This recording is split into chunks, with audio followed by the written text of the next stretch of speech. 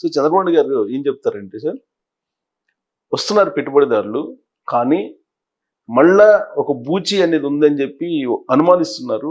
ఇది కొంచెం ప్రమాదకరం అని అంటున్నారు. అందుకని ఎప్పుడు కూడా ఒక దెబ్బ తగిలిన తర్వాత కొంచెం వన్స్ బిటన్ ట్వైస్ షై అంటారు. ఒకసారి దెబ్బ పడ్డాక రెండోసారి కొంచెం జాగ్రత్తగా ఉంటారు.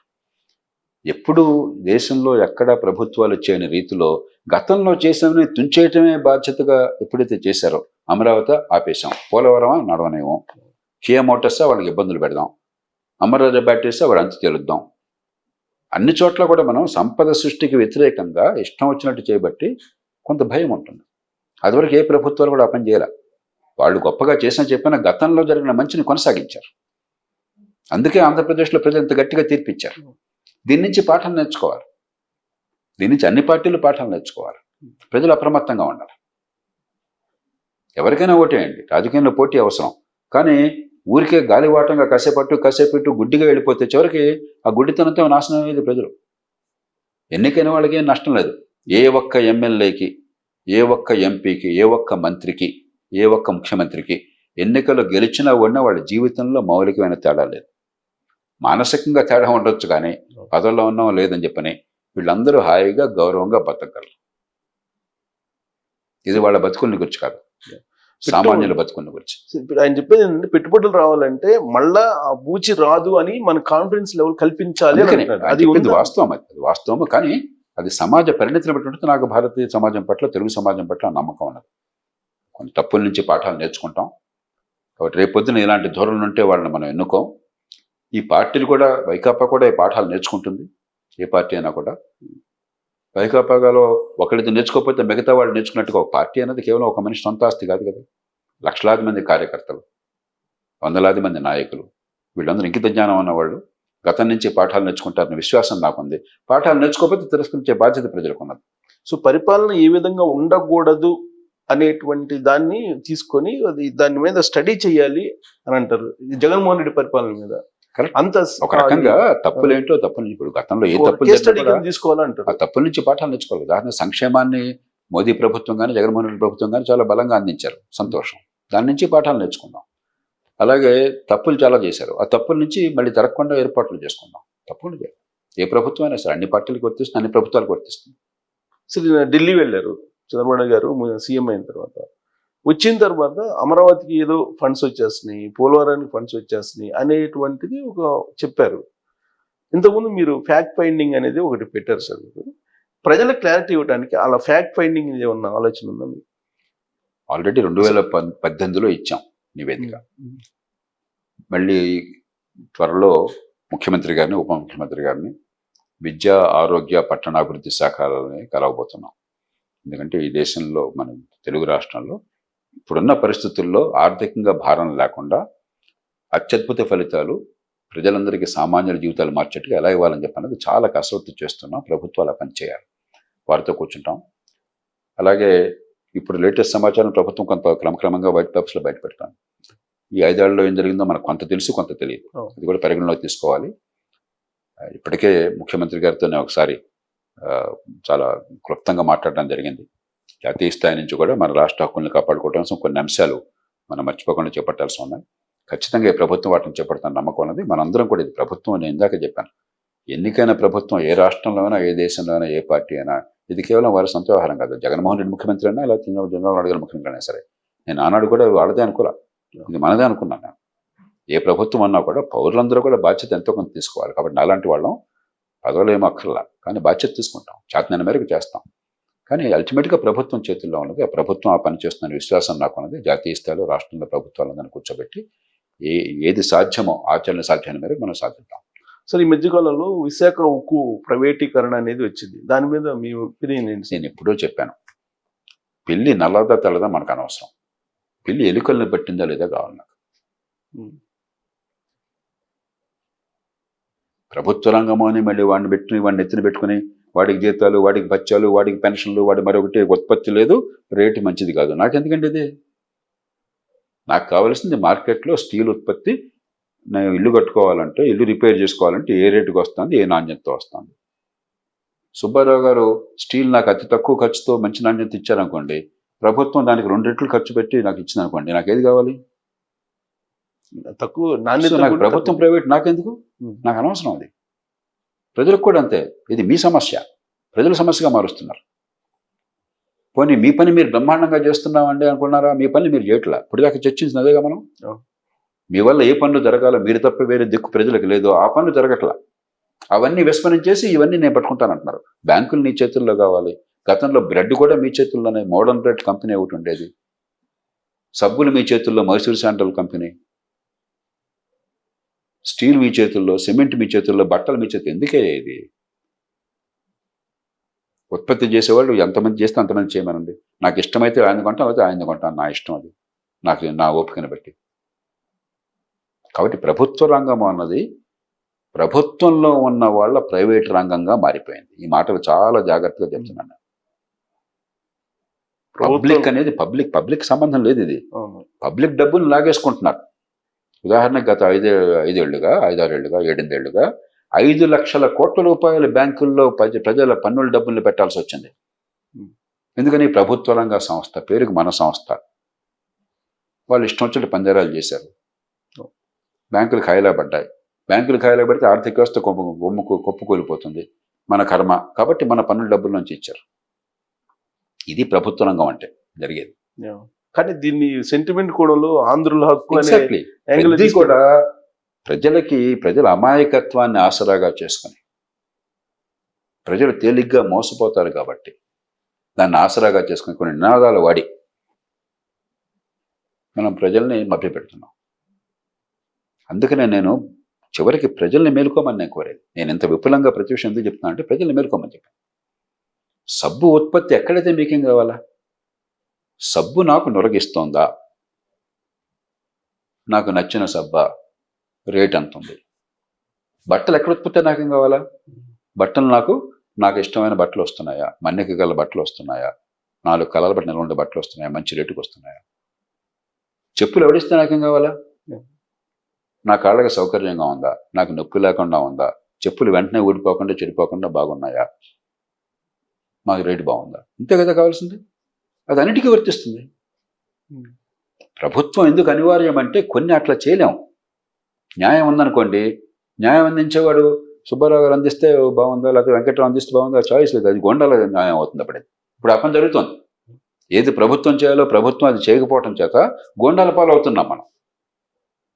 అది కాదు పరిపాలన. ప్రభుత్వం మాత్రమే చేయగల పనులు ప్రభుత్వం చేయమనండి. మంచి విద్య అందించడం ఎట్లాగా, మంచి ఆరోగ్యం అందించడం ఎట్లాగా, జేబు మీద భారం లేకుండా, చట్టబద్ధ పాలన ఇవ్వటం ఎట్లాగా, మంచి రోడ్లు ఎట్లాగా, మంచి మలుగు సదుపాయాలు ఎట్లాగా,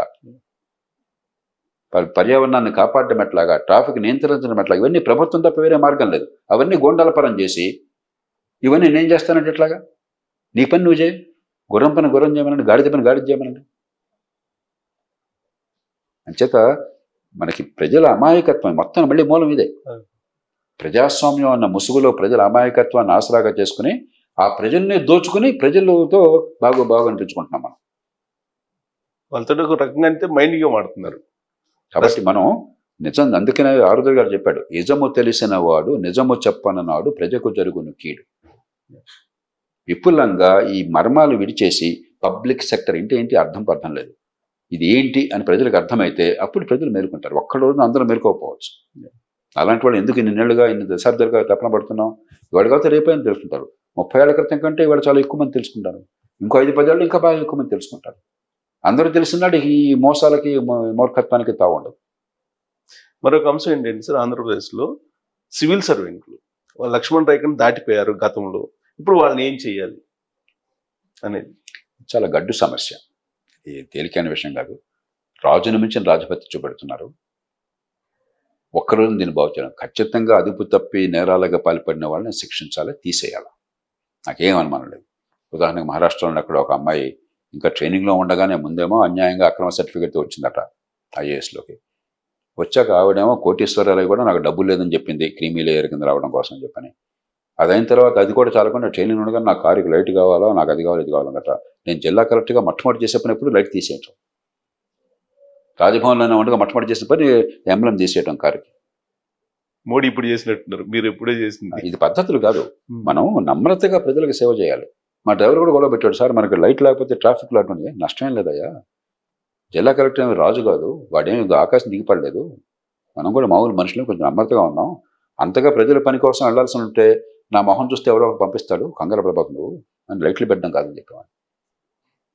ఆ అమ్మాయిని తీసేయాలని నేను కోరుకుంటున్నాను. కాబట్టి అధికార దుర్వినియోగం ఎవరు చేసినా ఖచ్చితంగా శిక్షిద్దాం. కానీ వ్యవస్థ గందరగోళమైనప్పుడు దాంతోపాటు 2 ముఖ్యమైన విషయాలు గుర్తుంచుకోవాలి. సమర్థుల్ని మీరు నిజంగా ఉపయోగించుకుంటున్నారా?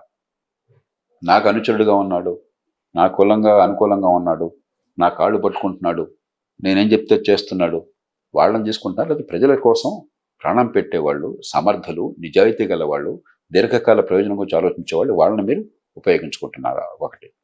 2, ఒక పార్టీ ముఖ్యమంత్రి ప్రభుత్వంలో ఉండగా పనిచేసిన వాళ్ళంతా చెడ్డవాళ్ళు కాదు.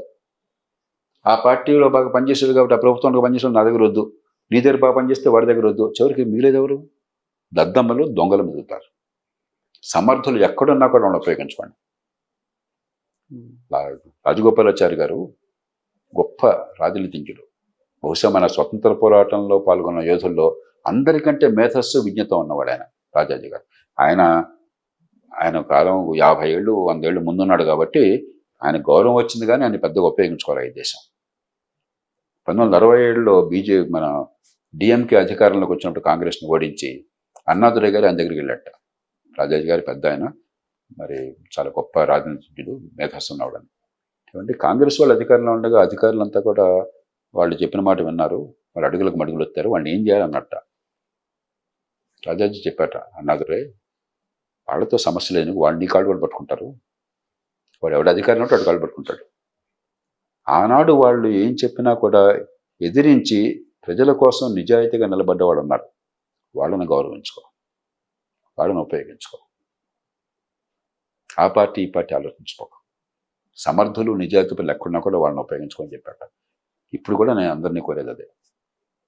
చాలా పరిమితమైన సంఖ్యలోనే సమర్థులు, నిజాయితీపరులు, సమాజం పట్ల అనురక్తి ఉండి చిత్తశుద్ధి ఉన్నవాళ్ళు, ఈ 3 లక్షణాలు ఉన్నవాళ్ళు చాలా కొద్ది మంది మిగిలారు. నేను పచ్చిగా చెప్తున్నాను. ప్రాబ్లం కూడా అదే సార్. నిజాయితీ ఎక్కువ మందిలో ఉండొచ్చు, సమర్థత కూడా నిజాయితీ చాలా తక్కువ మందిలో ఉంది. ఈ 2తో పాటు ప్రజాసేవ తత్పరత, ప్రజల జీవితాలు బాగుపడాలి అందుకోసం ఉన్నామని చెప్పిన భావన ఉన్నవాళ్ళు, ఈ 3 ఉన్నవాళ్ళు బహు కొద్ది మంది. వాళ్ళని ప్రాణం పెట్టండి, ఉపయోగించుకోండి. ఏ పార్టీ అయినా, ఏ కులమైనా, ప్రభుత్వంలో ఉన్నా, బయట ఉన్నా, సమాజంలో ఉన్నా వాళ్ళని ఉపయోగించుకోండి. వాళ్ళు మీకు నిజంగా ఈ సమాజానికి మంచి చేసేవాళ్ళు. అంతేగాని మీ కాళ్ళు మొక్కేవాళ్ళు, ఆశ్రిత పక్షపాతం చూపేవాళ్ళు, అధికారం అంటే మీ పక్కకు వచ్చేవాళ్ళు, మీకు అధికారం లేకపోతే చెల్లాచెదురయ్యేవాళ్ళు, వాళ్ళు కాదు మీకు కావాల్సింది. ఎప్పుడు నిశ్చలంగా ఉండేవాళ్ళు, నిలకడగా ఉండేవాళ్ళు, నిజాయితీగా ఉండేవాళ్ళు, ధర్మం తప్పని వాళ్ళు, సమాజహితం కోసం ప్రాణం పెట్టేవాళ్ళు, సామర్థ్యం ఉన్నవాళ్ళు, సంకల్ప బలం ఉన్నవాళ్ళు, చిత్తశుద్ధి ఉన్నవాళ్ళు ఉన్నారు సమాజంలో. వాళ్ళని ఉపయోగించుకోండి. ఎంతకంటే ఏం చెప్పకండి. నేను కొత్తగా ఏం చెప్పలా. అంటే కొత్తగా కాకపోయినా సార్, మీరు ఐఏఎస్ ఉన్నప్పుడు మీరు ఇందాక చెప్పారు, గవర్నమెంట్ చెప్తే ఉద్యోగుల్ని అరెస్ట్ చేయమని చెప్పి జైల్లో పంపించమని చెప్తే నో అని చెప్పారు. మీరు యాజ్ పర్ ద రూల్ చెప్పారు. దానికి ఆనాటి ప్రభుత్వం కానీ ముఖ్యమంత్రి గారు కానీ ఏంటో నా కలెక్టర్ నా మాట లేదని చెప్పి అనుకోలా. నేను కాంగ్రెస్ ప్రభుత్వం అన్నా, టీడీపీ ప్రభుత్వం అన్నా, మరో ప్రభుత్వం అన్నా కూడా అందరు ముఖ్యమంత్రులతో పనిచేశాను. ఎన్నో సందర్భాల్లో అది సరైనది కాకపోతే నేను గట్టిగా ఎదురు తిరిగాను.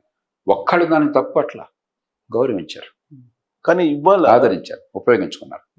కానీ ఇవాళ పరిస్థితి, ఇప్పుడు జగన్మోహన్ రెడ్డి ఉన్నప్పుడు 10-15 మంది ఐఏఎస్లు కానీ ఐపీఎస్లు కానీ వాళ్ళు ఈయన చెప్పిన దాన్ని ఇంకొంచెం ఎక్కువ చేసి అసలు రాజ్యాంగ విరుద్ధంగా చేశారంటారు. రాజు నిమించిన రాజభక్తి చూపెట్టారు. ఖచ్చితంగా తీవ్రమైనటువంటి దుశ్చర్యలకు పాల్పడితే కఠిన శిక్ష ఉండాలి, ఉద్యోగాల నుంచి పీకి పారేయాలి. రాష్ట్ర ప్రభుత్వానికి అధికారం ఉందా సార్? కానీ మీకు ఆధారాలు ఉంటే జాతీయ స్థాయిలో నిర్ణయం తీసుకోవాలి. ఆల్ ఇండియా సర్వీసుల మీద రాష్ట్ర ప్రభుత్వానికి తీసేసే అధికారం లేదు. కానీ మీరు పక్షపాతానికి లొంగకుండా, కులానికి లొంగకుండా, అందరి మీద ఘాటు వేయకుండా, ఎందుకంటే వ్యవస్థ గందరగోళంగా ఉన్నప్పుడు అందరి మీద అస్త్రం వేస్తే ఉపయోగం లేదు. వాళ్ళు నిజంగా బలమైన ఆధారాలు ఉండి నిజంగా ప్రజా ప్రయోజనాన్ని బాగా మంటగలిపిన వాళ్ళు, గట్టి వాళ్ళని గుర్తించండి. వాళ్ళ మీద చట్టబద్ధంగా, సమర్థంగా, నిజాయితీగా, నిష్పాక్షంగా చర్యలు తీసుకోండి. అలా కాకుండా మళ్ళీ ఊరికే వీడొచ్చి వాళ్ళందరి మీద, వాడొచ్చి వీళ్ళందరి మీద చేస్తే అంతా అదొక డ్రామా అయిపోతుంది. పరిపాలన కోసం మిమ్మల్ని పెట్టారు. పరిస్థితులను బాగు చేస్తారని పెట్టారు కానీ ఇదంతా ఊరికే ఈ చెదారం పట్టుకుని వేలాడతారు నన్ను పెట్టలా. కాబట్టి ముందు మీ పరిపాలన మీద దృష్టి పెట్టండి. ఖచ్చితంగా ప్రజా ప్రయోజనాన్ని దెబ్బకొట్టి అవినీతికి విశృంఖలంగా పాటుపడిన నిరసమానమైనటువంటి పనులు చేసిన, లేకపోతే అధికార దుర్వినియోగం తీవ్రంగా చేసినా ఖచ్చితంగా వాళ్ళని దండించండి. కానీ అదే పనిగా ధ్యాస పెట్టుకోబోకండి, సమయం వృధా చేయబోకండి.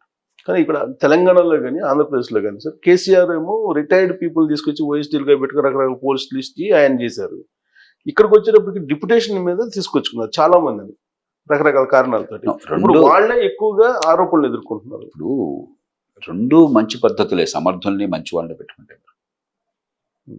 కాబట్టి ఇప్పుడు మీరు తెలుగు వాళ్ళైతే బ్రహ్మాండంగా ఉంటారు, బయట వాళ్ళైతే బ్రహ్మాండంగా ఉంటారు, అది లేదు. బయట వాళ్ళు బాగుంటారు, తెలుగు వాళ్ళు, అది లేదు. లేకపోతే ఇతర రాష్ట్రాల నుంచి వచ్చిన వాళ్ళు బాగుంటారు, ఇక్కడ అది లేదు. మనిషిని బట్టి పండుగ,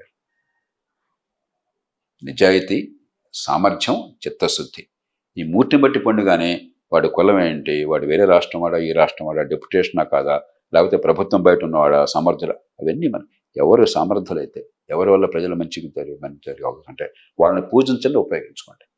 కొంతమంది ఏమో విఆర్ఎస్లో వెళ్ళిపోతున్నారు, మరి కొంతమంది ఏమో మళ్ళా వాళ్ళ మదర్ డిపార్ట్మెంట్కి వెళ్ళాలని ప్రయత్నం చేస్తున్నారు.